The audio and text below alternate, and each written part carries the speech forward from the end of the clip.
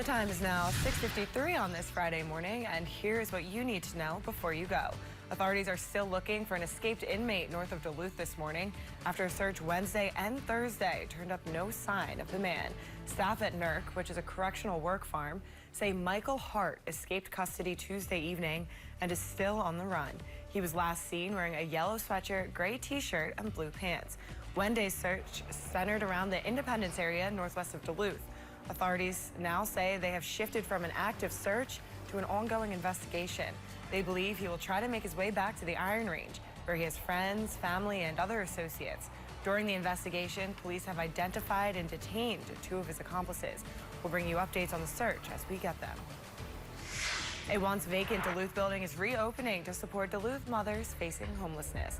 Operating out of the old YWCA building, Divine Connections Hope and Healing Center is dedicated to providing a safe and stable environment for young BIPOC mothers between the ages of 18 and 24 who are experiencing homelessness. The building is in the Spirit Valley neighborhood. In addition to providing a place to stay, the program also offers financial advice and mental health support. A school took advantage of its location in downtown Duluth to raise awareness through art. Students at Harbor City International School created environmental messages with chalk art on the corner of Michigan Street and 4th Avenue West. The goal of the chalk art is to remind the community of the environmental issues happening in downtown Duluth, things like water pollution, littering, and clogged storm drains.